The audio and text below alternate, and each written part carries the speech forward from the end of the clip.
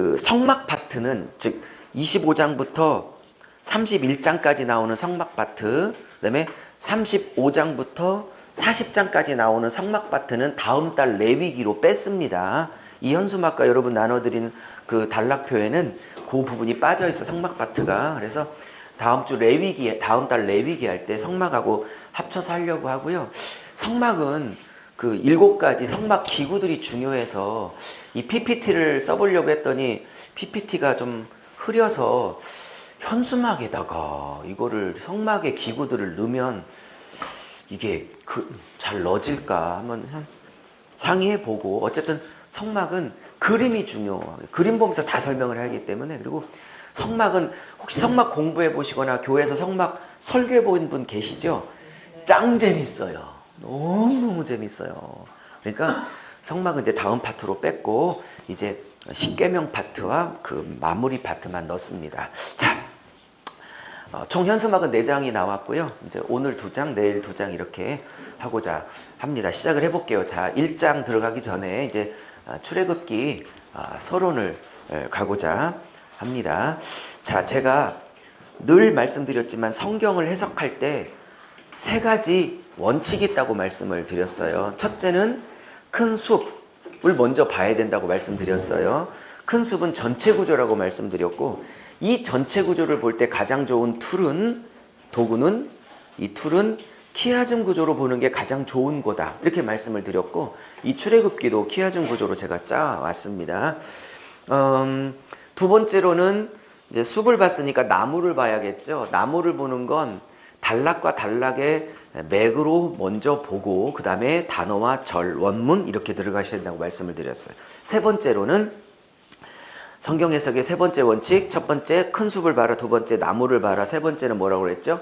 원독자 관점, original intention, 즉 1차 저자인 출애굽기의 1차 저자인 모세가 출애굽기의 1차 독자인 출애굽한 이스라엘 백성에게 3500년 전에 이 글을 왜 썼는지, 오리지널, 원래의 인텐션, 원래의 의도가 무엇인지를 추적하는 일이 먼저일 것이다, 이렇게 말씀을 드렸어요. 그래서 이 원독자 관점은 성경 66권을 해석하는데 굉장히 중요한 관점이라고 말씀을 드렸죠. 우리 지난달에 2달 동안 창세기를 배웠는데, 우리가 창세기 배울 때 창세기 1장의 창조 기사를 어떤 관점으로 배웠냐면 원독자 관점으로 배웠어요. 다시 말하면 가나안 땅을 들어와요. 지난번처럼 이걸로 안 되는데요. 불은 들어와 있어요. 네, 녹화 버튼 누르셨어요? 네, 녹화 버튼. 그럼 들어와 있을 거예요. 네네. 그러면 창세기 1장에 해와 달과 별, 염소, 황소, 하나님이 만드신 피조물에 불과하다라고 창세기 1장부터 지금 출애굽기의 저자인 모세가 1장부터 못 박아놓고 창세기를 시작하는 이유가 뭘까요? 단순히 하나님이 천지를 창조했다, 그 얘기를 하려고 할까요? 제가 창세기 강의 지난달 2달에 걸쳐 할 때에 굳이 모세가 쓰지 않아도 애굽에도 창조 설화가 있었고 가나안 땅에도 창조 설화가 있었고 이쪽 바벨론 땅, 메소포타미아 땅에도 창조 설화가 있어요. 좀 공부를 해보면 가나안 땅, 애굽 땅, 바벨론 땅에 있었던 이 창조 기사들은 창세기 1장에 나오는 모세의 창조 기사와 거의 비슷한 내용이 굉장히 많아요.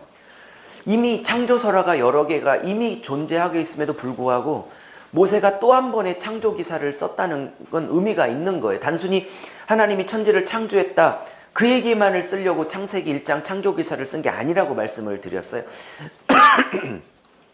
철저하게 원독자 입장에 들어가면 해와 달과 별, 염소와 황소 뭐 이러한 것들을 하나님이 만들었다, 창조하셨다, 그것들은 피조물이다, 이렇게 못 받고 들어가야 될 이유가 있는 거죠. 이 편지를, 이 창세기라는 글을 누가 제일 먼저 읽고 있죠? 1차 독자는 누구죠? 출애굽한 1세대 내지 아니면 출애굽하여 광야에서 태어난 2세들이 이 편지를 읽고 있을 거예요. 뭐 1세대든 2세대든 어쨌든 이 세대는 3개월 후에 요단강을 건너가서 가나안 땅에 들어가 가나안 민족을 다 몰아내고 그 땅에 하나님 나라를 세워야 할 백성들이에요. 지금은 모압 평지에서 한 3개월 준비하고 있는 거죠. 그게 신명기죠. 그죠? 그러면 그 신명기에 모압 평지에서 3개월 머무르고 있는 자들에게 창세기 1장은 어떻게 다가갔을까요? 원독자 갑작에 보면은 창조기사는 아주 새롭게 들리는 거죠. 그들에게 창세기 1장은 이렇게 들렸을 거예요. 너희들 3개월 후에 가나안 땅에 들어가게 될 텐데 내가 모세를 통해서 분명히 창세기 1장부터 분명히 못 받고 들어간다.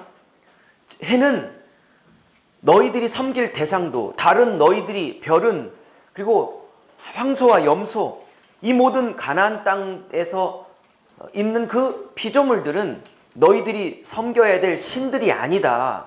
내가 너희들을 위해서 만든 창조 작품이요 피조물들이라고 선언하고 들어가시는 겁니다. 왜 그런 줄 아십니까? 3개월 후에 들어가게 될 가나안 7민족이 해를 신으로 섬기고 달을 1월 성신이라고 하죠. 1월 성신을 신으로 섬기고 황소를 신으로 섬기고 염소를 신으로 섬기고 있는 나라를 3개월 후에 들어가 하나님 나라를 세워야 될 이스라엘 백성에게 분명히 못 박는 거예요. 이것은 너희들이 섬겨야 할 신들이 아니라 너희를 위하여서 내가 만든 피조물이라. 할렐루야. 이렇게 보면 창세기 1장에 창조기사가 단순히 창조기사만은 아니란 사실. 여러분 혹시 뉴욕에 그 맨하탄에 월스트리트라는 증권 그 쭉 이런 골목이 있죠. 스트리트가. 거기에 황소상이 있다는 거 아시죠? 여러분 이 황소 숭배는요. 풍요와 번영을 상징하는 이 황소신은요. 단순히 모세 때, 이 출애굽기 때, 가나안 때만 있었던 게 아니에요. 3,500년이 지나 이렇게 최첨단 문화를 달리고 있는 이런 현대에도 그걸 대표하고 있는 최고 강대국인 미국, 그리고 미국의 수도격인 뉴욕, 거기에 모든 전 세계 경제를 주무르는 센터인 맨하탄의 월스트리트라는 증권가에 어마어마한 황소상이 자리 잡고 있었다는 건 사람들은 예나 지금이나 황소를 신으로 숭배하고 있다는 이 황소 숭배에 대해서는 변함이 요만큼도 없다라는 거예요. 그죠? 그러면서 3,500년 전에 이 이스라엘 백성이나 가나안 민족이 물질의 신이요 번영의 신인 황소를 숭배했던 것처럼 3,500년이 지나 우리들도 현대인들도 물질과 번영의 신을 여전히 숭배하고 있다는 사실은 똑같다는 거예요. 내일쯤 얘기하겠지만 내 이름을 망령되게 여기지 말라, 형상을 새기지 말라, 이런 주님의 음성이 단순히 다른 우상을 섬기지 말라라는 뜻도 있지만 아직은 이게 무슨 말인지 모르실 거예요. 내일 다시 얘기하겠지만 나를 너희들이 원하는 신으로 만들어내지 말라라는 의미를 또 갖고 있는 거예요. 내일 다시 얘기를 하도록 할게요. 자, 그렇다면 창세기를 그렇게 원독자 입장에서 공부했다면 이제 출애굽기 역시 똑같이 원독자 입장으로 가서 공부를 해야 합니다. 우리가 요한계시록을 배울 때 2017년을 살아가고 있는 목사 입장에서 볼 게 아니라 2000년 전 소아시아 7교회 성도의 입장에서 계시록을 반드시 봐야만 열리는 것처럼 똑같이 이 출애굽기도 내가 지금 이제 모압 평지에서 3개월 동안 준비하며 머물렀다가 이제 3개월 후에는 요단강을 갈라서 들어가 저 가나안 땅에 하나님 나라를 세워야 하는 3,500년 전 그 백성의 입장으로 이 출애굽기를 읽으셔야 합니다. 그렇게 읽어야 출애굽기에 좀 새롭게 살아나시게 될 거예요. 자, 저자는 당연히 모세 오경의 저자인 모세이고요. 시기는 1446년에 출애굽을 했으니까 아마 40년이 지나 이제 모압 평지에서 이제 이 글을 아마 정리를 했을 거라고 생각이 드는데 1446년에서 1406년까지 그 40년 어간에 이 모세 오경이 쓰여졌을 것입니다. 왜냐하면 1446년이 BC입니다. BC 1446년이 출애굽 그 홍해를 건넌 해거든요. 그래서 가나안 입성은 40년이 지난 1406년경쯤으로 보고 있습니다. 하여튼 그 사이에 이 출애굽기는 쓰여졌을 것입니다. 자, 출애굽기의 기록 목적은 창세기가 우주의 시작, 인류의 시작, 죄의 시작, 뭐 가정의 시작, 하나님의 구원의 시작, 뭐 시작에 관계된 책, 뭐 족장사에 관해서 집중했다면 이 출애굽기는 이 족장으로 시작된 야곱의 가문이 다시 족장으로 시작됐던 야곱의 가문이 이 12아들을 통해서 어떻게 민족으로 발전하는지, 즉 어떻게 민족이 되는지, 민족의 생성사를 집중적으로 다루고 있습니다. 이따도 얘기하겠지만 출애굽기 1장에 70명으로 들어갔던 야곱의 한 가문이 400년 후에 나올 때는 장정만 60만이니까 한 200만에서 300만 정도 보거든요. 학자들이. 아니 200만 합시다. 그냥 70명으로 들어갔던 한 가문이 어떻게 400년 혹은 430년 만에 어떻게 민족이 되어져서 나오는지, 이런 이스라엘 민족의 생선 역사를 주로 다루고 있습니다. 두 번째 주제는 뭐냐면 어떻게 야곱의 가문이 애굽 땅으로 입애굽하게 됐는지 한 역사와 그 백성이 어떻게 400년 만에 다시 출애굽했는지에 대해서 역사를 다룹니다. 즉 입애굽의 역사와 출애굽의 역사를 다루고 있습니다.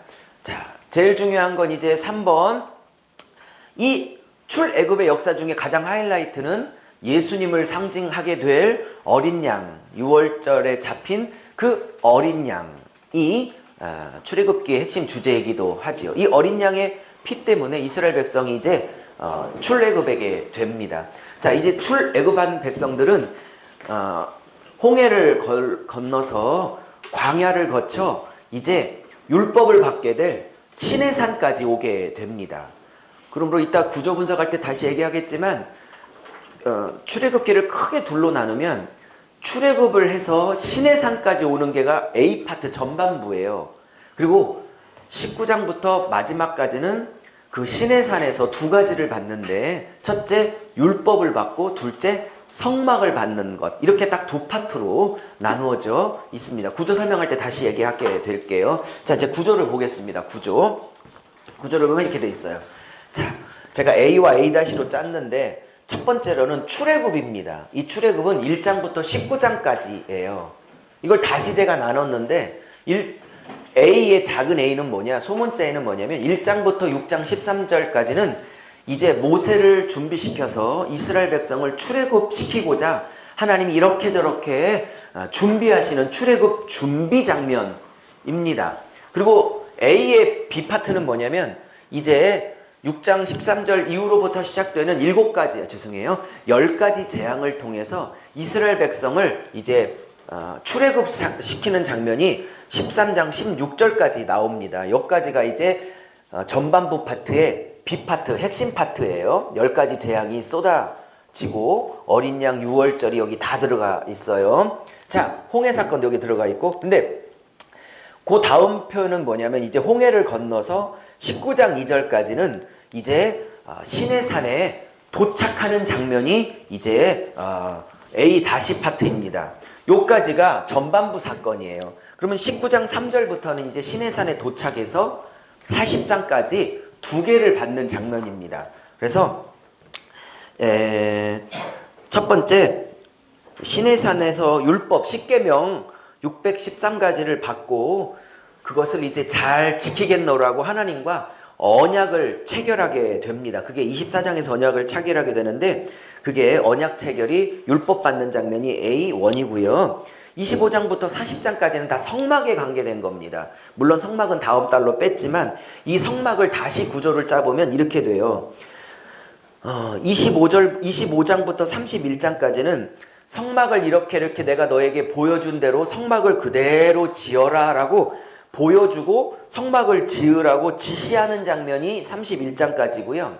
실제로 성막을 짓는 건 35장부터 40장까지 성막을 짓습니다. 이게 A와 A-입니다.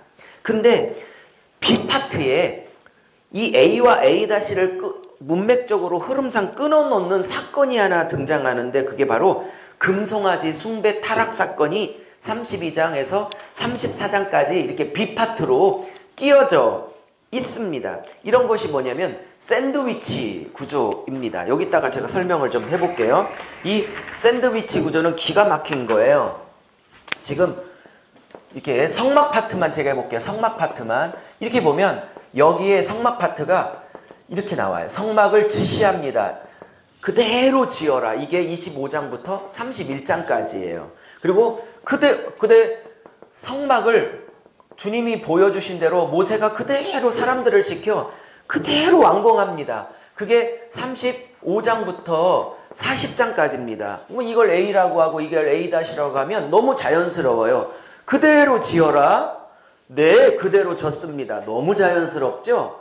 근데 여기에 이 두 가지 이름을 중간에서 툭 깨트리고 어떤 사건이 하나 등장하는데 잘 아시다시피 금송아지 숭배 사건이 여기에 딱 들어와요. 32장부터 34장까지예요.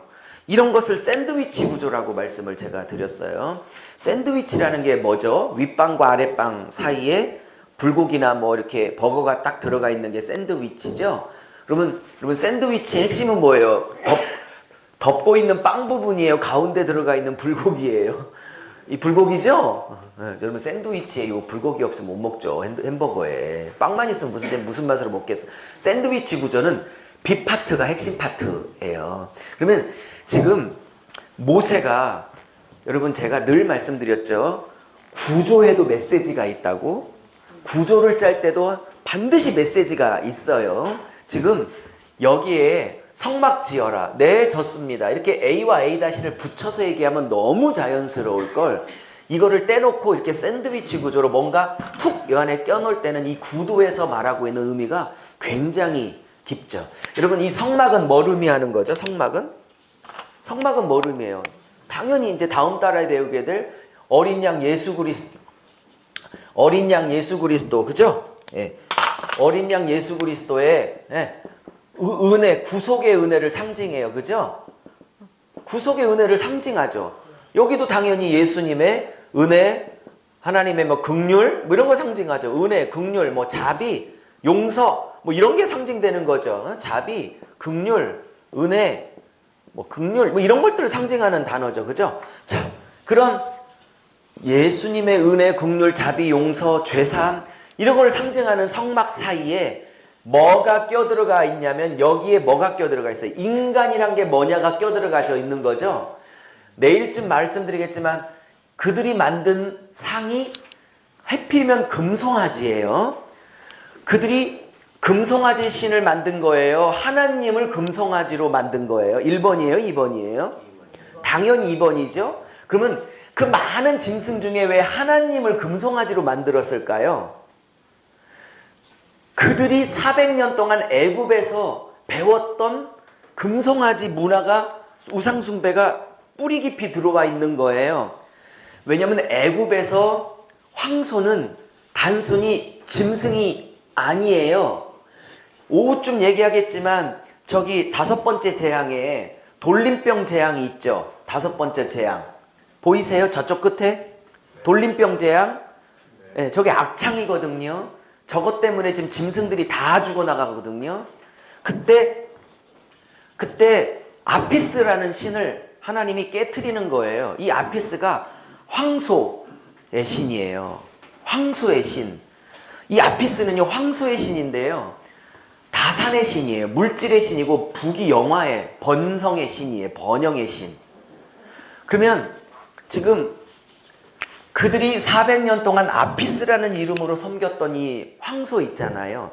이 황소는 자기들이 400년 동안 애굽에 있을 때 뭘로 섬기고 배웠냐면 이 황소를 섬기면 뭘 준다?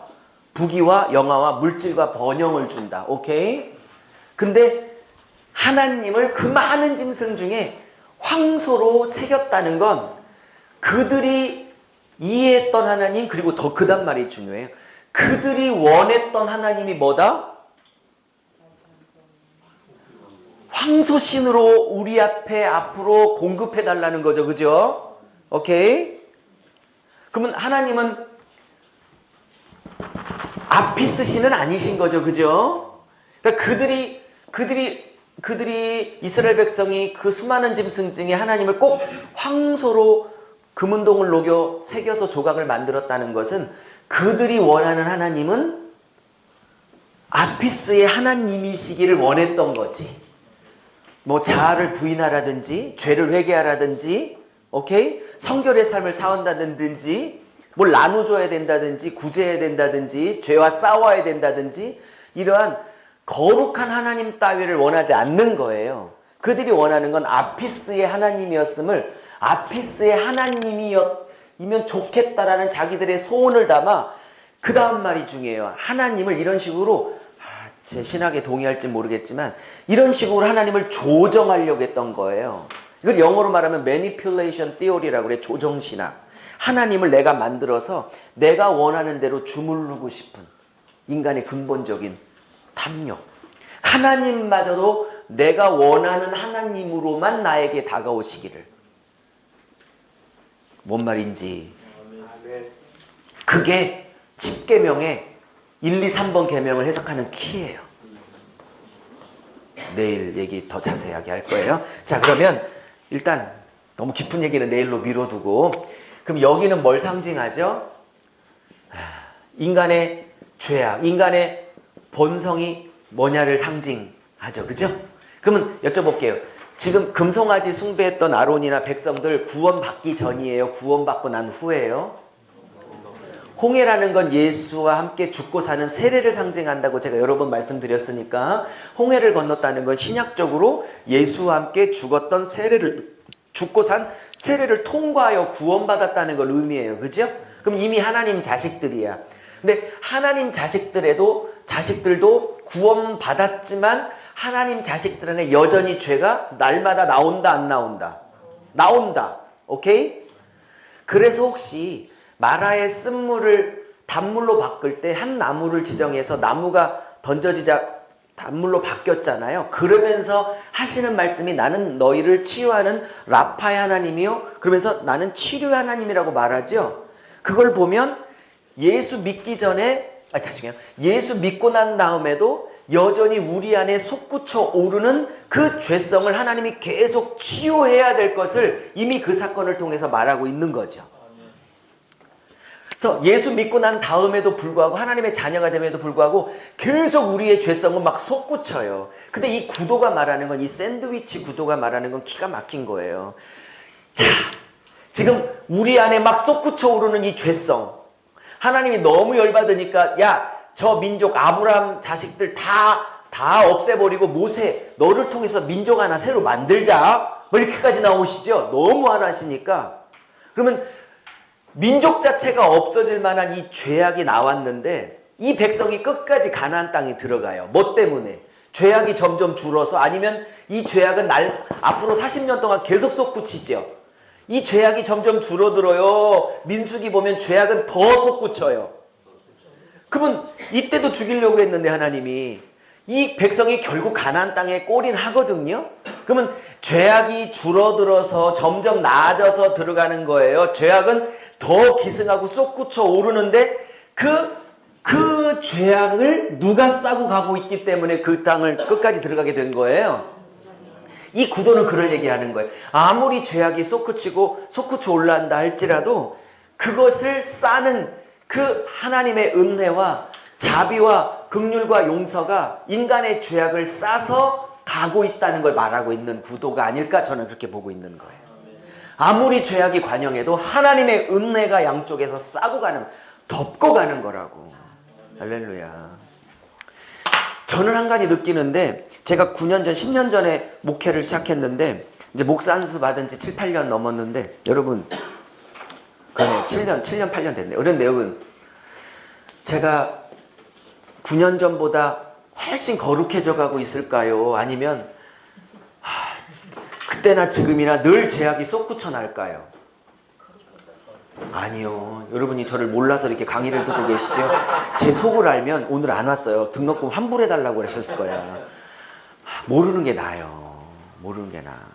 어떤 목사님이 하도 자기를 비난하고 막 욕하고 정죄하길래 어떤 선배 목사님한테 물었대요. 나 너무 억울하고 막 나 그런 사람 아닌데 너무 그랬더니 선배 목사님이 그러대. 근데 그게 은혜가 됐대. 야, 그 정도 하는 게 다행인 줄 알아라. 너의 속을 진짜 다 사람들이 알면 이 정도로 안 끝날 거다. 듣고 보니까 그게 맞더라는 거야. 제가 느끼는 건 점점 좋아져서가 아니라 저는 여전히 이런데 주님이 계속 은혜로 덮고 가시고 있다는 사실을 여전히 뼈저리게 느끼는 거예요. 자, 이런 구도는 아주 기가 막힌 구도입니다. 자, 그래서 A 파트는 출애굽 한상, 즉 출애굽을 해서 시내산까지 도착. A 다시 파트는 도착한 백성이 적어놓으세요. 1년간 뭐요? 성막과 율법을 받는 파트예요. 근데 참 재밌는 건 여러분 24장까지는 율법을 받고 25장부터는 이제 성막을 받거든요. 근데 여러분 율법만 받으면 어떤 사태가 벌어져요? 613가지 계명만 받았으면 어떤 사태가 벌어져요? 율법은 선하고 아름답고 귀한 거라고 로마서에서 말하죠. 그 자체는 선하고 귀한 거라고. 근데 문제는 율법이 선하고 귀한데 그 율법을 지킬 실력이 아무리 구원받았어도 구원받은 백성에도 불구하고 율법을 지킬 내공이 우리 안에 없어. 그죠? 솟구치는 거는 거룩이 솟구치는 게 아니라 이 죄악이 솟구쳐요. 그죠? 그러면 주님이 율법만 줬으면 결론이 딱 나와요. 율법 안에서는 기능이 뭐예요? 너희들은 죄인이다를 항복받아내는 게 율법의 기능이죠. 그러면 죄인임이 항복받으면 그걸로 끝나면 대책이 없는 거예요. 그러니까 율법 주고 반드시 성막을 주셔야 될 이유, 율법 줘서 너희들이 죄인임을 항복받았기 때문에 이 항복한 이 죄인들이, 그죠? 죄 용서를 받으려면 성막에 와서 죄 용서를 받아야 온전해지는 거예요. 그죠? 그래서 율법과 성막은 같이 가야 되는 게 맞는 거라고요. 그죠? 예. 아직은 예수님이 오시기 전이니까 성막에서 짐승의 희생의 피를 통해서 일시적이나마 그 죄를 계속해서 용서를 받았어야만 하는 거겠죠. 그죠? 그래서 율법과 성막을 같이 주실 수밖에 없는 이유. 그죠? 네. 그래서 우리가요, 말씀대로 살려고 몸부림칠수록 말씀대로 살 수 없는 존재구나에 항복하게 돼요. 그렇게 되면 그 다음 단계를 어떻게 하냐면 이런 나를 위하여 아들을 죽여 피 흘려 우리를 구원하시고 은혜로 우리를 받아주신 하나님의 은혜가 더 귀해지게 되는 거예요. 자, 이제 1장부터 가볼까요? 자, 1장입니다. 1장부터 6장 13절까지는 이제 출애굽을 준비하는 장면입니다. 여기에 뭐 어마어마한 메시지들이 있죠. 자, 한 30분 강의하고 쉬겠습니다. 자, 1장입니다. 1장은 이스라엘 백성이 번성을 할수록 이제 애굽 왕이 위기의식을 느껴 이제 그들을 학대하는 게 1장의 제목입니다. 자, 첫 번째, 가문에서 민족이 됩니다. 이건 제가 쓴 제목인데요. 제가 출애굽기를 다 쓴 게 아니라 핵심 단어만 이렇게 골라서 썼기 때문에 핵심 단어만 좀 보죠. 야곱의 허리에 나온 자식들이 12명의 자식들이에요. 그렇죠? 이미 이제 요셉은 국무총리가 돼 있고 이미 우리가 창세기를 배웠기 때문에 창세기에서 이미 요셉과 그 아버지 야곱이 이미 다 조우를 했고 다 형들하고 화해를 했고 이제 야곱의 허리에서 나온 자녀들이 70명이 이제 요셉이 마련해준 고센 땅에 목양지에 양을 키우며 짐승을 키우며 이제 이곳에서 살게 됩니다. 하나님이 이스라엘 자손을 축복하셔가지고요. 그들이 생육하고 번성하고 강해서요. 온 땅에 고센 땅에 가득하게 됐어요. 가문에서 민족이 된 거죠. 여러분 이 가문에서 민족이 됐다. 물론 이제 400년이 걸렸지만 여러분 이 70명이 들어간 사람들이 민족이 됐다는 건 무슨 언약을 이루신 거죠? 여러분 아브라함에게 6번에 걸쳐서 나타나셔서 언약을 체결하셨죠. 6차 언약을 체결하셨어요. 기억나세요? 아브라함에게 그때마다 동일하게 반복된 게 3가지 약속이 있었죠. 첫째 땅 주리라. 그건 여호수아에 이루어질 거고. 그죠? 예. 그 다음에 복의 근원이 되리라 말씀하셨고 그 다음에 세 번째는 뭐였어요? 내가 너에게 후손 민족을 주리라 그랬죠. 400년 전에. 오케이. 그 약속을 이삭과 야곱에게도 하셨고요. 자, 그러면 이 70명으로 들어간 자들이 200에서 혹은 300만까지 나왔다는 건 뭘 의미하냐면 하나님이 400년 전 아브라함에게 하셨던 후손을 주리라, 민족을 주리라 했던 그 후손 약속, 민족의 약속을 이루고 계셨다는 사실을 의미하고 있는 거예요. 할렐루야. 400년 동안 하나님이 아무 일도 안 하는 것 같이 보였지만 주님은 신실하게 400년 동안 아브라함에게 했었던 3대 약속 중에 첫 번째 약속인 후손 주겠다, 민족 주겠다는 약속을 그분은 400년 동안 신실하게 이뤘던 거예요. 할렐루야. 하나님이 아무것도 안 하시는 것 같지만요, 하나님이 어마어마하게 일하고 계세요. 하나님은 일하고 계십니다. 대신 우리 눈에 그 일하심이 안 보일 뿐이에요. 하나님은 일하십니다. 자, 근데 이제 바로가 염려해요. 자, 문제는 뭐냐면 요셉을 알지 못하는 새 왕이 일어났대요. 자, 이게 누구냐면요, 제 설명을 좀 들어보세요. 제가 구약 관통책 이제 거의 다 사셨는데 그 책에도 썼지만 참, 지난달에 강의했던 창세기는 한두 달 있으면 이제 교재로 나올 거예요. 조금 손봐서 책으로 강의했던 전체가 이 출애굽기도 다음 달이나 다다음 달에 내보려고 하는데,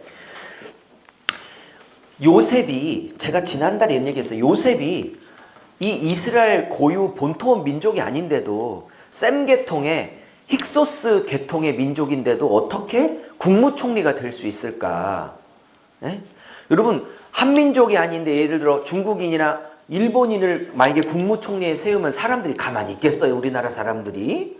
자기 민족도 아닌데. 근데 이 요셉이, 물론 오래전에 이미 죽었지만 요셉이 그 당시에 국무총리가 될 수 있었다는 건 아주 특별한 시대적 배경이 있었던 거예요. 무슨 얘기냐면 애굽 역사를 보면요, 애굽 본토인들이 다 왕조를 누렸다가 17대 왕조에 보면 이방 민족에게 왕조를 빼앗겨서 이방 민족이 한 150년간을 애굽을 다스려요. 애굽 역사에겐 요 150년이 아주 치욕의 역사예요. 정권을 빼앗긴 거야. 근데 이 150년간 정권을 외부인에게 빼앗겼는데 그 150년간 정권을 잡은 족속이 누구냐면 힉소스 왕족이에요. 힉소스 왕족. 발음도 어렵네. 힉소스 왕족인데요. 이 힉소스 왕족이 바로 누구냐? 아브라함의 계통인 셈족이에요. 그러니까 요셉의 계열이라고, 요셉의 피라고요.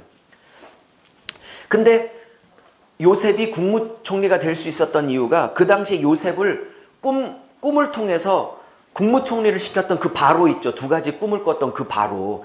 바로는 사람의 이름이 아니라 애굽의 황제의 직분의 이름이기 때문에 다 바로로 불렸을 거 아니에요. 그때 요셉을 국무총리로 발탁했던 그 왕조가 17대 왕조인데 그게 힉소스 왕조에 150년 다스리고 있었던. 그렇기 때문에 같은 셈 계통이고 같은 힉소스 계통이기 때문에 요셉을 국무총리로 발탁하는데 아무런 문제가 없었던 거예요. 이스라엘 사람들은 그 150년을 치욕의 역사라고 불러요. 네. 무슨 말인지 아셨죠? 그러면 하나님께서 지난달에도 말씀드렸지만 진짜 기가 막히죠.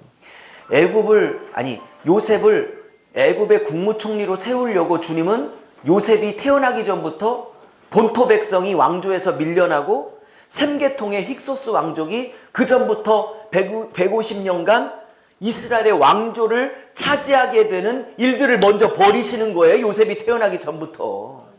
하나님의 뜻을 이루기 위해서. 할렐루야.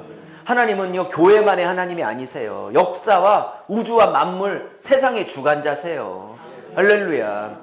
이제 그러고 150년을 힉소스 왕족이 통치하다가 이제 본토 왕조가 뒤집어서 이제 18대 왕조부터 제대로 애굽 왕조가 다시 들어서기 시작해요. 무슨 말인지 이해하셨죠? 그때 힉소스 왕족을 물리치고 본토 왕조가 새롭게 정권을 잡게 된 18대 왕조의 첫 스타트가 투투모스 1세예요. 이해하셨죠? 그래서 투투모스 1세가 요셉을 알지 못하죠. 자기 민족이 아니니까.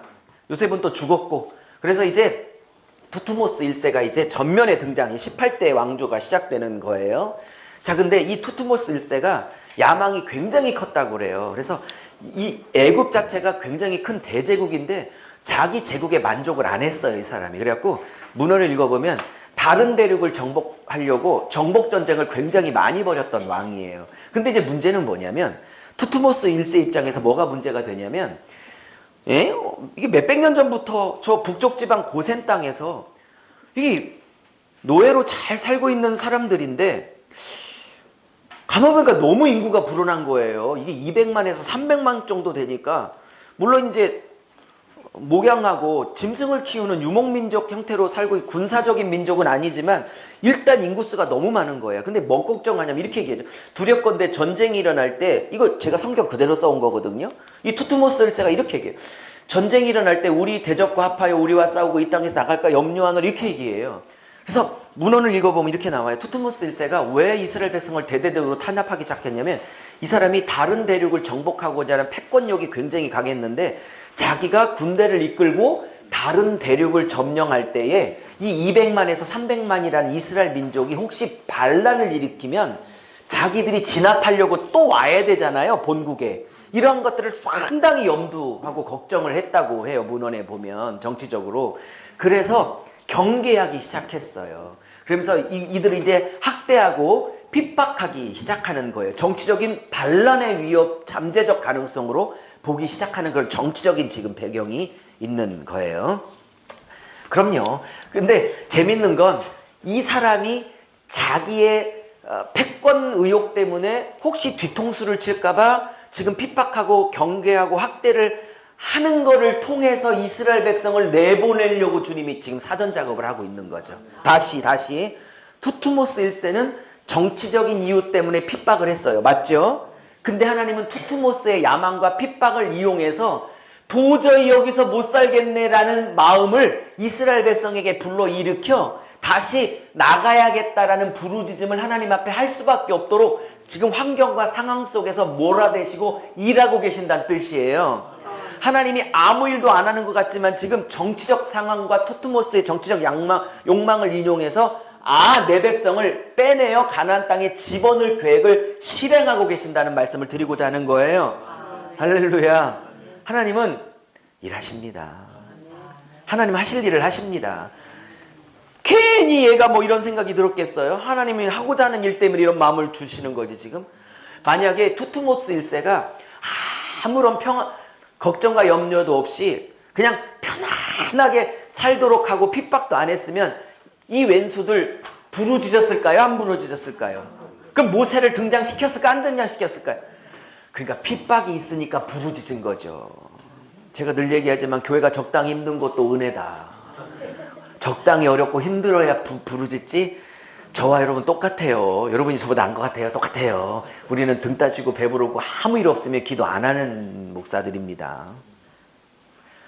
그래요. 나만 그래. 아멘을 아무도 안 하네.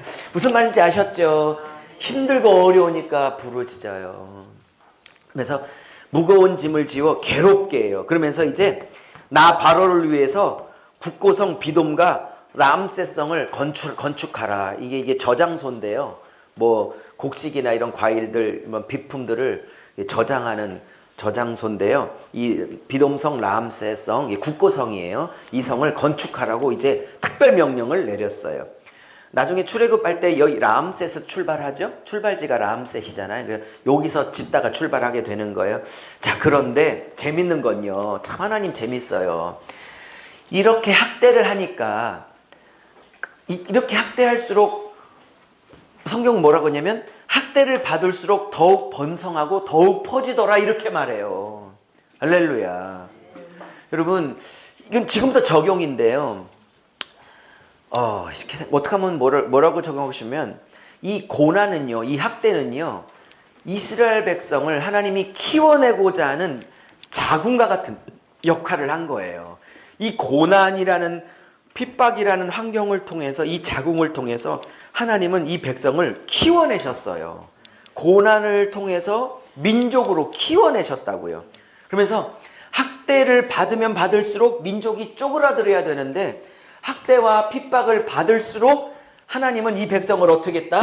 더욱 번성하고 더욱 충만하게 퍼지도록 했다는 거예요. 할렐루야. 여러분 고난과 핍박은 어렵지만 그 고난과 핍박이 좀 더 적용입니다. 목사들이니까 설교하시라고. 핍박과 고난 그 자체는 힘들지만 핍박과 고난은 적용입니다. 그 목사를 하나님이 성장시키고 키워내는 도구이기도 해요. 이 말씀 이해 전달된 거예요. 그래서 학대와 핍박이 시작됩니다. 일을 엄하게 시키고요. 어려운 노동으로 그들의 생활을 괴롭게 해요. 물론 많은 말이 있는데 제가 뺐어요 다. 자, 그러면서 이제 인구가 너무 많아지니까 이제 남자아이는 태어나면 다 죽여라 라고 이제 바로가 이제 선포를 합니다.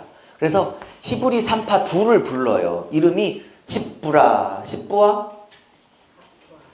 부아 아니에요? 라 맞아요? 어쨌든 이 두 분의 그러니까 십부라와 부아를 불러서 남자면 죽이고 딸은 이제 노예로 노동력으로 쓸 수 있으니까 이거 뭐 반란의 위험이 없으니까요. 딸들은 살려라 이제 노동력으로 쓰려고 했던 거죠. 근데 이제 이 산파들의 믿음을 보세요. 이 산파들이요, 이 여인들이 이 말이 중요해요. 하나님을 두려워했대요. 그리고 이렇게 붙여요. 애구방의 명령을 듣지 않았대요. 여러분 그 당시에 애구방은요 지금의 미국이나 중국과 같은 전 세계 패권 국가의 황제예요.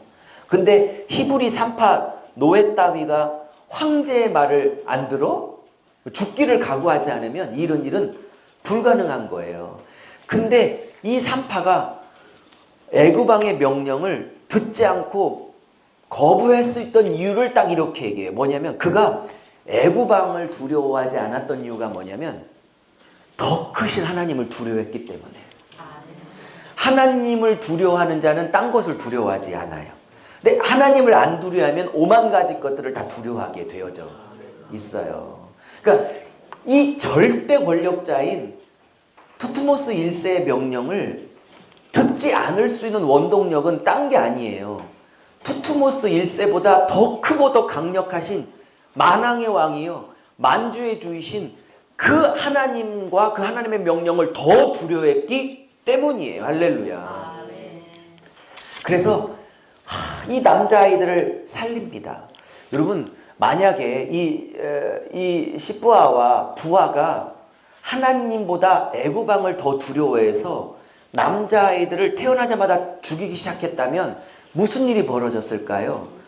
이 남자아이들 중에 모세도 있었을 것이고 또 이 남자아이들은 40년 후에는 누가 될 사람들이에요? 가나안 땅에 들어가 가나안 사람들 다 진멸하고 거기에 하나님 나라를 세워야 될 하나님의 군사들이죠. 그러면 하나님의 군사들이 지금 사전에 다 제거되는 거잖아요. 그러면 사탄의 입장에서는 투트모스 1세를 통해서 가나안 땅을 정복하게 될 하나님 나라의 군사들을 사전에 제거하려고 달라들고 있는 거죠. 그죠? 이 시대도 똑같아요.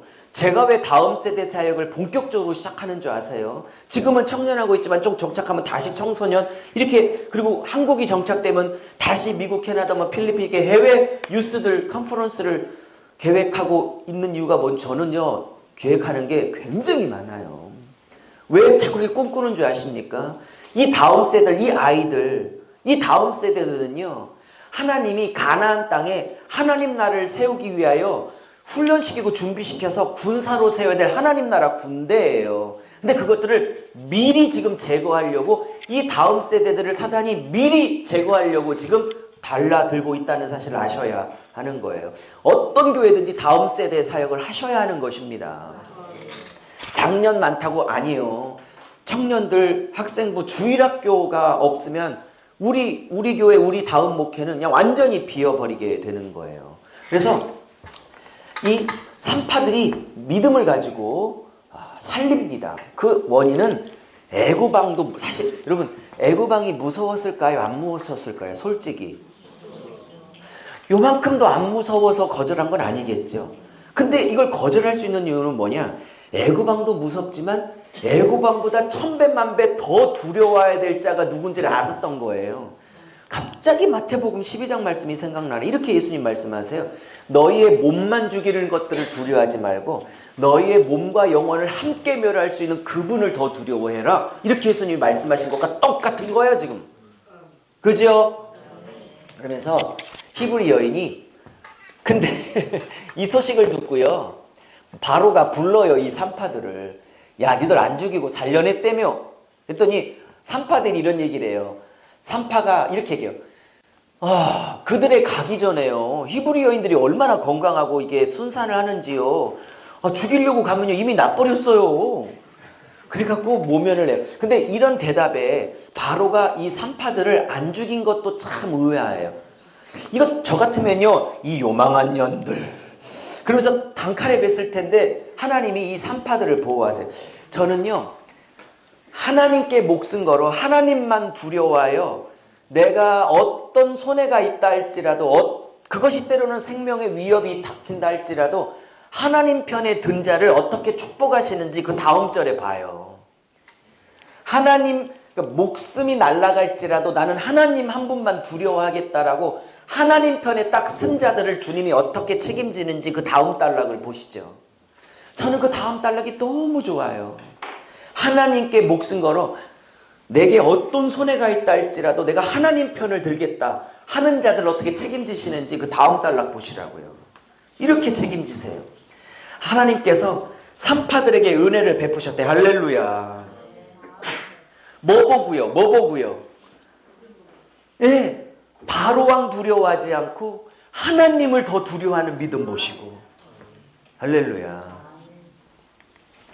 여러분요, 하나님 한 분만 두려워하면요 딴 거 안 두려워요. 근데 하나님이 안 두려우면요 막 돈 없는 거 두렵고요, 건강 문제 생긴 거 두렵고요, 성도들 떠나가는 거 두렵고, 특별히 11조 많은 가는 성도 떠나가는 거 더 두렵고, 이렇게 5만 가지가 다 두렵게 되는 거예요. 이해하셨어요? 자, 그래서 백성이 번성하고 굉장히 강해져. 그럼 이상하지 않아요? 핍박이 심해지는데 백성은 계속 불어나요. 그 제기가 아니라 학대를 받을수록 더욱 번성한대요. 그렇죠? 네? 그러니까 목사가 진짜 성장하고요, 목사가 진짜 크게 되는 것은요 평안하고 형통할 때 되는 게 아니고요, 목사가 이러저러한 일로 뭐 재정의 문제, 관계의 문제, 뭐 이렇게 어려움의 문제, 그것 갖고 씨름하고 기도하고 뭐 품고 눈물 흘리고 애쓰고 이런 고난 가운데 그 목사를 키워요. 그래서 제가 얘기했잖아요. 고난은 그 목사를 키우는 하나님의 도구라고.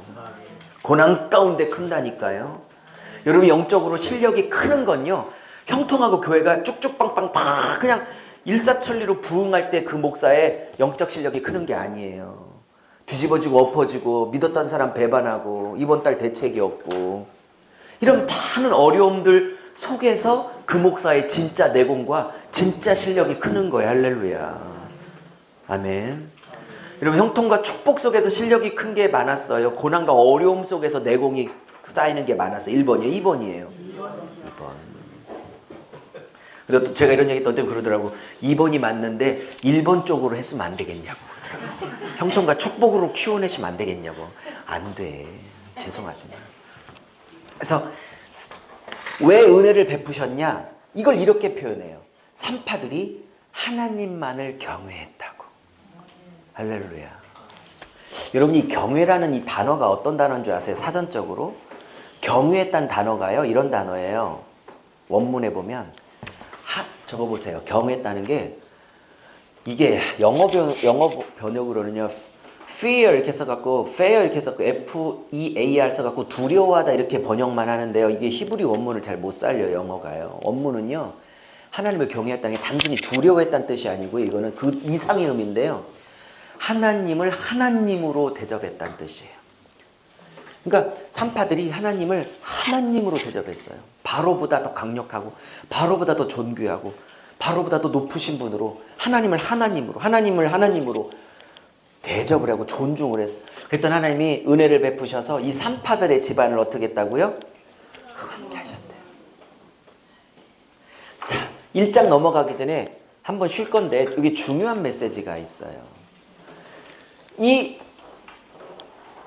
어마어마한 핍박을 하고 있는 전 세계 최고 강대국인 투트모스 1세에 비하여 이 산파들은 너무 천한 작은 자예요. 그죠? 근데 메시지가 있어요. 이 전체적인 메시지가. 뭐냐? 하나님은 대단한 사람을 통해서 일하는 게 아니에요. 이스라엘 민족, 이 남자아이들, 나중에 가나안 땅을 점령할 하나님 나라의 군대가 될 200만 명, 300만 명을 보호하는 일을 단 2명의 작은 힘없는 그 비천한 두 여인의 믿음을 보시고 이 민족을 살려냈다는 뜻이에요. 즉 하나님은 작고 작은 자를 통해서 역사를 이루신 것이지 대단한 자를 통해서 이루시는 것이 아니에요. 또 하나 더 중요한 거, 작고 비천했기 때문에 쓰는 게 아니에요. 무슨 말인지 아세요? 작고 비천했다는 게 쓰임의 조건이 아니에요. 작든지 크든지 조건이 하나 있어요.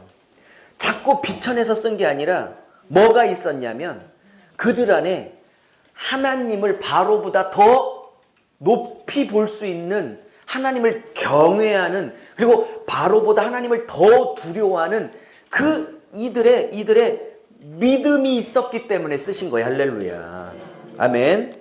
그래서 1장의 메시지는 하나님이 대단한 자를 들어 쓰시는 게 아니라 비록 작고 비천하고 작은 자지만 하나님을 하나님으로 대접할 수 있는, 하나님만 두려워하는 그 작은 여인 2명, 이 2명을 통해 수백만 명의 이스라엘 남자들을 살려내셨다. 그러면 이 메시지는 뭐예요? 쉬기 전에 너희들도 이 시대에 두 산파가 되어서, 나만을 두려워하는 두 산파가 되어서, 여러분 산파라는 게 뭐예요? 생명 낳는 일을 돕는 자가 산파 아니에요? 이 시대에 산파가 되는 거죠.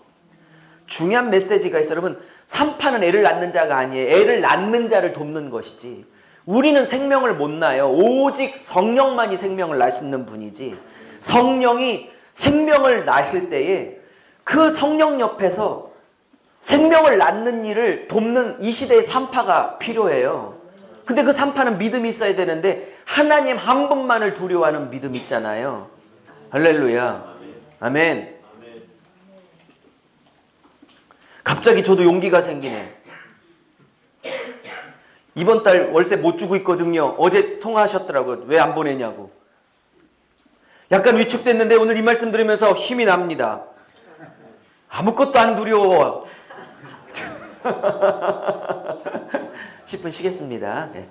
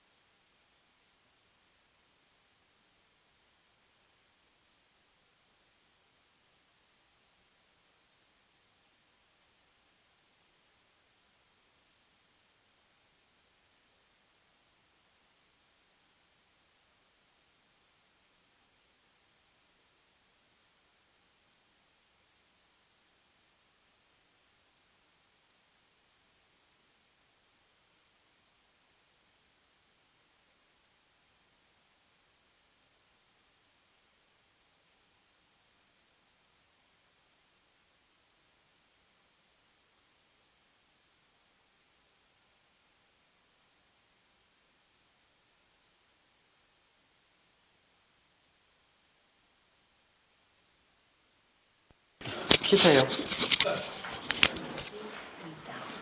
이것도 키셨어요? 네. 이거는 소리 지난 것처럼 안 나요. 네, 네. 그냥 녹화하고 소리만 됐습니다. 고장났나 봐요. 자, 2장 들어갑니다. 2장. 자, 이제 모세를 등장시키십니다. 자, 1창 전체의 메시지는 뭐다? 하나님이 본격적으로 일하시는 느낌이 단어적으로 문자적으로는 없어 보여도 지금 하나님은 본격적으로 일하고 계신다. 지금 이스라엘이 부르짖을 수밖에 없는 상황으로 계속 몰아가시고, 그죠? 이 투트모스 1세가 자기 야망 때문에 핍박 정책을 펼치지 않고 선대 황제처럼 이스라엘 백성을 편안하게 살 수 있게 그냥 온화 정책을 폈으면 이들은 절대로 출애굽에 대한 소원을 가질래야 가질 수 없었을 거예요. 그죠? 하나님이 이거를 통해서 당신의 뜻을 지금 이루고 계신 거예요. 마치 사도행전 8장 1절에 사울로 인하여 예루살렘 성도들이 온 세상으로 흩어지게 된 것처럼, 만약에 사울이 스데반 일로 인하여 핍박을 하지 않았다면 그들은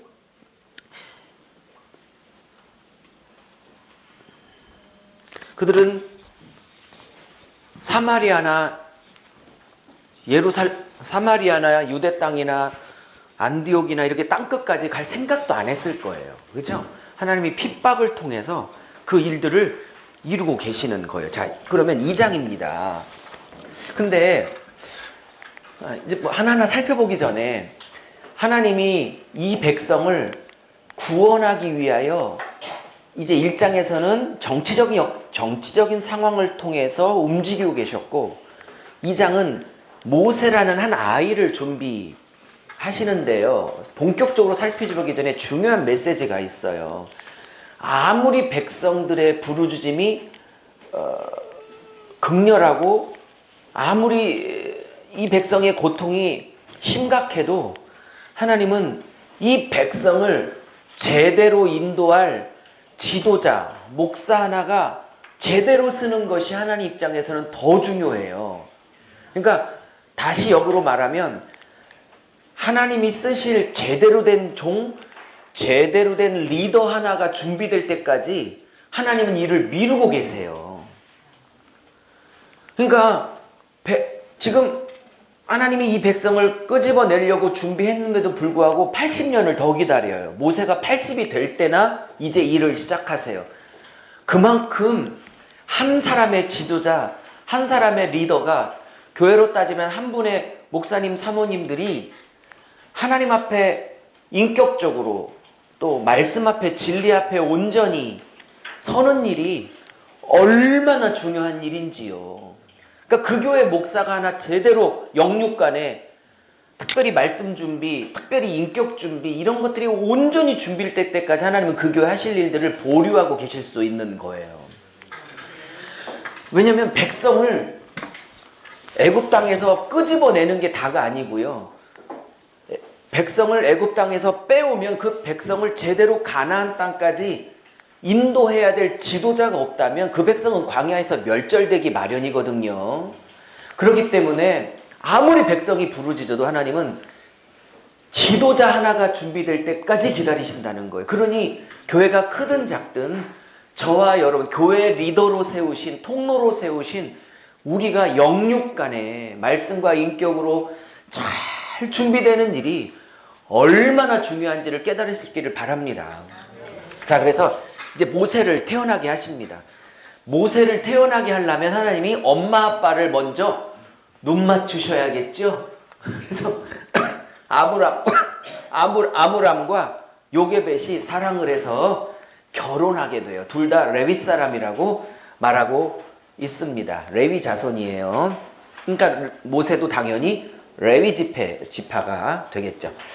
이렇게 한 사람을 준비시키려고 주님이 또 엄마 아빠를 만나게 하는 과정들을 다 겪어요. 저는 적용인데요. 아무리 백성들이 급하다고 하나님이 이를 건너뛰시는 법은 없어요. 아무리 바빠도 하나님은 그 과정을 다 겪습니다. 그러니까 모세가 나오려면 엄마 아빠가 결혼부터 해야겠죠. 그리고 신혼을 거쳐야 아이가 나올 거 아니에요.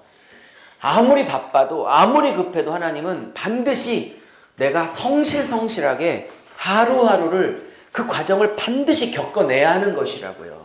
그 과정을 뿅 건너뛰어서 결과를 도출해보는 법은 없어요. 더디더라도 마땅히 겪어야 될 그 과정을 성실하게 겪어내야 되는 거예요. 급하기로 따지면 이거 건너뛰면 안 되겠어요?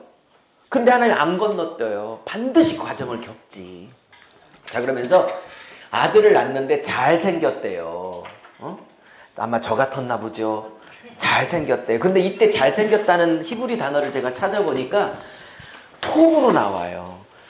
혹시 우리 2달 전에 창세기 1장 할 때에 하나님이 천지를 다 만드시고 그때 그날마다 보시기에 좋았더라, 그리고 마지막 날은 심히 좋았더라 7번 쓰셨죠. 그때 제가 토부가 어떤 의미인지 잘 설명했어요. 기억 안 나시겠지만 제가 이제 상처받을까 봐 묻지도 않아. 뭐 기억나니 이런 거 안 물어. 그냥 바로 설명해. 그때 제가 2달 전에 토부하셨다, 보시기에 좋았다 할 때 아, 이쁘게 잘 만들었네 라는 뜻이 아니라고 그랬어요. 히브리어에서 토부는 뭐냐? 창세기 1장에 그런 거였어요. 뭐라고 그랬죠? 어떤 피조물이, 제가 그때 이렇게 설명했어요. 어떤 피조물이 하나님께서 의도하신 목적과 계획에 일치하여, 다시 어떤 한 피조물이 창조주가 만드신 그 목적과 계획에 온전히 일치하여 그 역할과 사명을 다 발휘하고 있을 때 그걸 보고 하나님이 너무 좋다, 내 목적에 딱 맞게 100% 드러내고 있네 라고 할 때 쓰는 단어가 토부예요. 이해하셨죠? 그리고 해, 달, 별, 바다, 짐승 다 만들고 토부했다라는 건 단순히 보기가 좋아 그런 뜻이 아니고, 해는 해를 만든 목적을 그대로 드러내고 있고, 달은 하나님이 달을 만든 목적을 그대로 발현하고 있고, 아담과 하와는 아담과 하와를 만드신 당신의 목적과 계획을 그대로 드러내고 있으니까 참 내 마음에 흡족하다 이렇게 말씀하셨다는 거예요. 할렐루야. 유 목사가 이 자리에서 말씀을 가지고 손후배 목사님하고 말씀의 부여를 함께 나누고 있으니까 주님께서 저를 만드신 토부가 이루어진 거죠. 근데 제가 이렇게 하나님이 말할 수 있는 재주를 가지고 지금 나이트 클럽에서 제가 뭐 진행하고 있어 봐요. 그거 하나님 토부한다고 안 하시겠죠, 그죠? 그러면 지금 모세를 가지고 주님이 잘생겼다, 토부했다라는 건 뭐냐면, 모세가 잘생겼겠죠, 문자적으로. 그걸 부정하진 않아요. 잘생겼지만 히브리어에서 토부가 단순히 외관이 잘생겼다는 걸 말하는 게 아니라 그 피조물이 하나님의 목적을 그대로 드러내 하나님의 계획을 100% 성취하고 있을 때 하고 있는 거라면, 이때 토부는 모세를 통해서 하나님께서 하고자 하는 일을 다 드러낼 자이다 라는 것을 말하고 있는 단어예요. 여러분도 토부하는 인생 되시기를 바랍니다. 단순히 잘생겼다, 외관을 말하는 게 아니에요. 만드신 목적, 목사 만든 목적 다 이루어드리는 게 하나님 보시기에 토부인 거예요. 아멘. 자, 그러려면 나를 왜 만들었는지 각각 목사님들의 소명과 사명을 깨닫는 일이 굉장히 중요해요. 저는 이 소명을 다 깨달았지 못해도 어느 정도는 좀 윤곽은 잡히는 것 같아요. 유석영 목사라는 사람을 하나님이 태어나게 하시고 목사 만든 이유는, 일단 국내외 국외에 목사님들, 선교사님들, 또 많은 장년들, 청년들에게 성경을 가지고 하나님의 부요함을, 복음을 드러내는 일을 하도록 부르신 건 분명한 것 같아요. 그 일을 제가 잘하고 있을 때 하나님이 저를 보고 보시기에 유 목사 참 좋구나, 토부하구나 이렇게 하시겠죠. 그럼 여러분도 내가 이 종을 볼 때 내 마음이 참 토부하다, 참 좋다, 보기에 참 내 마음이 토부하구나 하려면 하나님이 각각의 목사님들과 사모님들을 만드시고 목적했던 그 소명과 사명을 빨리 깨달아 그 일을 하고 있을 때 토부한다 이렇게 하시는 거예요. 그걸 빨리 찾으셔야 하는 거라고요. 저는 정해진 사람이에요. 그죠? 네. 자, 어떤 분은 노인 사역을 맡기려고 하나님이 부를 사람도 있고, 어떤 사람은 청소년 사역, 어떤 사람은 아이 사역, 어떤 사람은 해외 사역, 어떤 사람은 덕으로 목회하도록 뭐 이렇게 다양하게 뭐 불렀을 거예요, 하나님이. 그걸 빨리 깨달아야 해요. 그걸 이루고 드리고 있어 하나님이 토부한다 하시는 거예요. 어쨌든 이 모세는 하나님의 목적을 이룰 자이기 때문에 토부했다 이렇게 말하는 거예요. 그렇게 생각하면 우리 로고스 교회 그리고 여러분 교회에 있는 모든 아이들 있잖아요. 초등학교 다 잘생긴 거예요. 다 토부한 거라고요. 외관이 이뻐서 토부하다고 하지 않는 거고 그 아이들만 하나님께서 하고 가시는 목적과 계획이 다 있기 때문에 다 토부한 거라고요. 할렐루야. 자, 그를 석 달 동안 키우다가 이제 숨겼어요. 이 울음소리 때문에 더 이상 집안에 둘 수가 없겠죠. 그래서 이 아이를 죽일 수는 없고 그렇죠? 그래서 살리려고 갈대 상자를 마련해서 역청을 칠했어요. 여러분 이 갈대 상자에 칠했던 역청 있죠. 이 역청이 혹시 창세기 배울 때 노아 홍수할 때 방주를 다 짓고 난 다음에 그 겉에 발랐던 역청이랑 같은 단어예요. 근데 제가 창세기 할 때 설명했어요. 이 역청이 단순히 방수용이 아니라고. 히브리 원문의 이 역청은 어떤 뜻이라고요? 속전이란 뜻이에요. 속전, 구속. 정확하게 그런 단어예요. 그러니까 물론 이제 방수용으로 발랐겠죠. 이 갈대나 노아 방주에. 근데 이 단어가 단순히 방수용 접착제가 아니라 구속 혹은 노예를 돈을 주고 사온다라는 속전의 개념이 있기 때문에 지금 이 물이 들어오지 못하도록 방수용으로 발라진 역청, 즉 세상에 물이 들어오지 못하도록 발라진 역청은 예수님의 생명값으로 심판을 면하게 했던 거예요. 예수님의 생명값이 노아 방주의 속전값, 예수님의 속전값, 생명값이 노아 방주에 혹은 갈대 상자에 발라져 심판을 면하게 했던 거예요. 죽음을 면하게 했던 거라고요. 자, 그러면서 이 갈대 상자가 넣었어요. 자, 나일강과 갈대 사이에 넣었어요. 누이가 어떻게 되는지 보려고. 그죠? 네. 근데 마침 여기에 하나님이 했다란 말이 하나도 없는데 하나님이 하셨죠. 여러분 성경 66권 중에 하나님, 여호와, 성령님 단 한 번도 말이 안 나오는 성경이 있어요. 어느 성경인 줄 아세요? 어떤 분은 아가서라고 그러는데 아가서는 8장에 나와. 여호와, 하나님이란 말이. 아가서는요. 하나님, 예수님, 성령님, 여호와 단 한 번도 없어요. 그래서 성경, 구약 성경 39권을 유대인 랍비들이 39권을 결정할 때 이걸 뺄 거냐 넣을 거냐를 몇 권을 고민했는데 아가서는 고민을 많이 했대. 이게 너무 성적인 용어들이 많아서 이게 성경이 되겠냐 안 되겠냐 그 싸우다가 이제 넣었고요. 결론적으로는 이 에스더도 논란이 많았어요. 성경 39권, 정경 39권에 넣을까 말까. 왜냐면 하나님, 여호와, 뭐 예수님, 성령님, 뭐 하나님의 영 이런 게 단 한마디도 안 나오는 오직 사람 이름만 나오는 유일한 책이야. 그래서 이걸 39권 정경에 넣을까 말까 고민을 많이 했다. 그 결국은 넣었죠. 여러분 여쭤볼게요.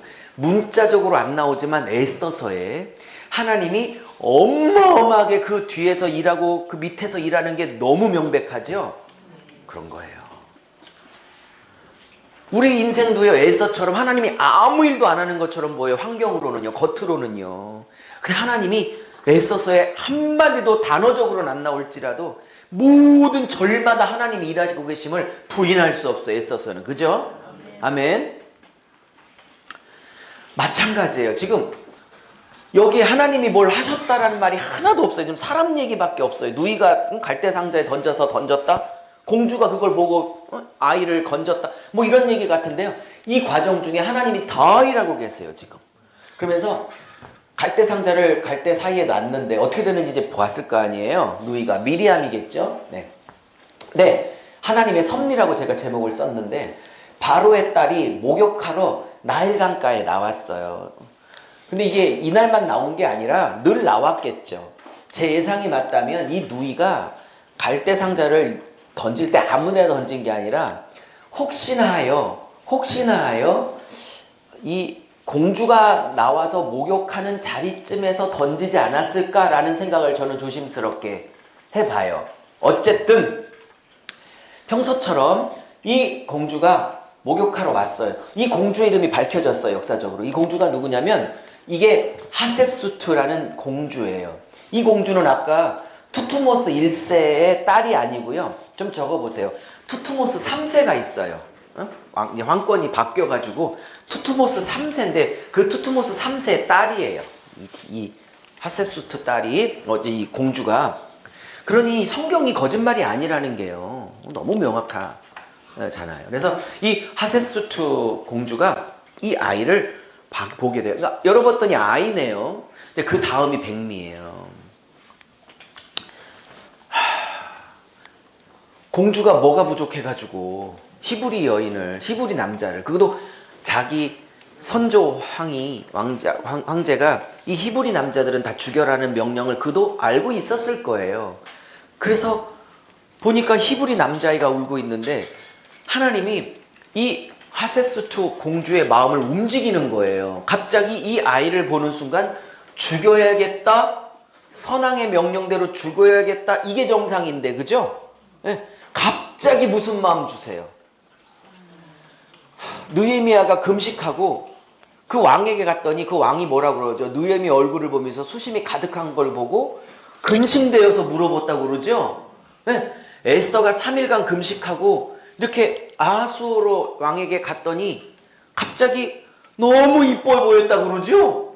아니 뭘 금식 3일 했는데 이뻐 보여.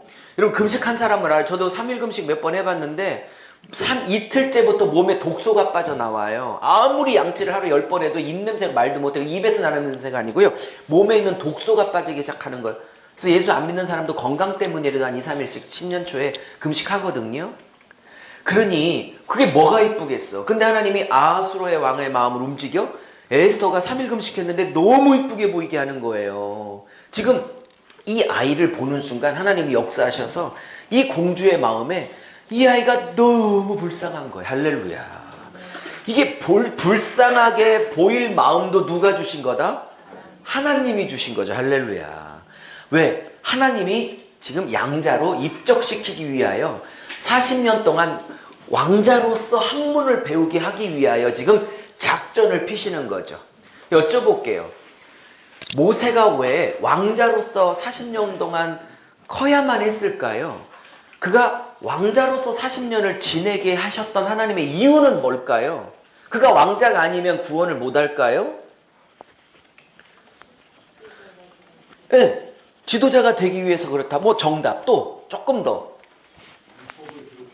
율법을 기록해야 되니까. 네, 정답. 둘 다 정답이죠. 왜냐하면 3500년 전이니까요. 문자가 없어요. 그 당시에 문자가 있었던 나라가 몇 안 되는데요. 애굽 나라가 문자가 있었던 나라예요. 그럼 일반 서민이나 일반 백성들은요, 문자 배우지도 못해요. 이 문자는요, 오직 귀족과 왕족과 신하들만 배울 수 있는 상형 문자예요. 그러면 모세가 일반 평민으로 자라서 백성을 구원해야 했다면 하나님이 아무도 글자를 모르는데 이스라엘 백성은 400년간 노예로 살면서 글자 몰라요. 그러면 창세기부터 신명기까지 하나님의 그 구원의 역사, 창조의 역사, 민수기의 그 모든 역사, 레위기법, 이거를 누가 기록해요? 글자를 아는 모세가 기록할 수밖에 없는 거야. 할렐루야. 아멘. 그리고 또 모세가 40년 동안 권력의 핵심부까지는 못 갔더라도 어쨌든 양자로 입양됐더라도 왕자였기 때문에 그가 애굽의 왕들이 어떻게 나라를 통치하고 백성을 다스리는 행정을 하게 되는지도 견눈으로 충분히 배웠을 거예요. 그러니까 두 번의 답이 다 정답인 거예요. 그가 왕자로서 문자를 배웠기 때문에 모세오경을 쓴 거고, 그가 권력의 주변에 있었기 때문에 백성을 어떻게 행정적으로 다스릴지 리더십을 거기서 배울 수 있었던 거죠. 할렐루야. 이렇게 하나님의 일하심은요, 멀리 앞을 내다보고 오늘 하루를 다 준비시키는 거예요. 할렐루야. 제가 한 15년 전, 20년 전에 너 말씀 준비해라, 그런 감동이 왔어. 내가 너를 언제 한번 쓸 것이다. 근데 그 앞으로 15년, 20년 후에 어떤 일이 벌어질지 몰랐어요. 그냥 처박혀서 15년간, 20년간 계속 성경만 보게 하셨거든요. 이런 날이 올 줄은 저는 상상도 못했어요. 제가 전 세계를 다니며 많은 선후배 목사님을 모시고 이렇게 말씀을 나눌 수 있는 통로로 쓰실 거 상상도 못했거든요. 하나님이 뭘 하라고 하면요, 반드시 미래에 어떤 일이 있는 거예요. 뭘 오늘 준비하라고 그러면 반드시 뭔가 있는 거예요. 그죠? 하나님이 공짜가 없어요. 하나님 공짜가 없다고. 지금 이렇게 1, 2년 과정 들어오셔서 배우게 하실 때는 분명히 하나님이 하실 일이 있으리라고 저는 믿습니다. 자, 그러면서 하나님이 불쌍히 여길 마음을 주세요. 이것도 하나님이 하신 거죠.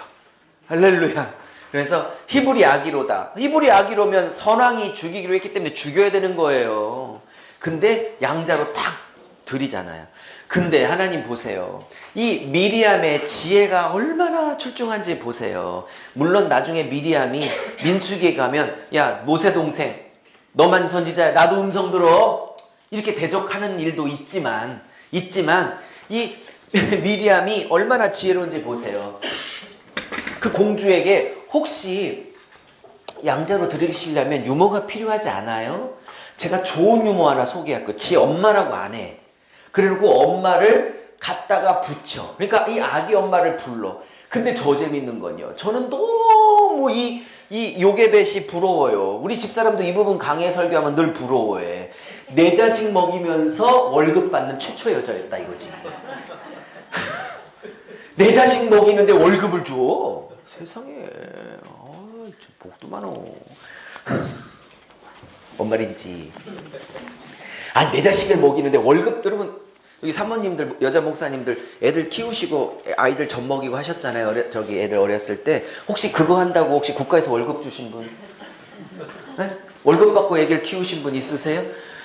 그러니까 하나님이요. 전화위복, 그죠? 애를 죽일 수밖에 없는 상황에서 이렇게 던졌는데 하나님이 그 모든 것들을 역전시켜서 가장 최고의 교육으로 하나님이 인도해 가셨어요. 할렐루야. 하나님의 일하심은요 절묘해요. 하나님의 일하심은 오차가 없어요. 아멘. 혹시 이 던진 날 늘 나왔겠지만 이 하셋수트 공주가 몸이 아파서 혹은 무슨 일이 있어서 이날 안 나왔다 예를 들어 그러면 그냥 떠나가는 거예요. 그죠? 하나님이 이걸 다 맞추셔가지고요 어머니를 불렀어요. 싹을 주리라. 그래서 이 어머니가 어렸을 때는 모세를 양육하게 되죠. 그러면서 모세가 너는 지금 하셋수트 왕 그 공주의 양자로 들었지만 너의 뿌리는 히브리다. 너는 하나님의 아들이다. 너에겐 하나님의 계획이 있다. 계속 네가 히브리임을 그리고 네가 이 민족을 위해서 할 일이 있음을 어렸을 때 쇠뇌를 시키고 이제 갖다 준 거란 말이죠. 그러니 그가 40이 돼서 백성을 돌아볼 마음이 그냥 생긴 게 아니라 어렸을 때 젖 먹여줬던 어머니를 통해서 히브리 민족이 어떤 민족이며 네가 어떤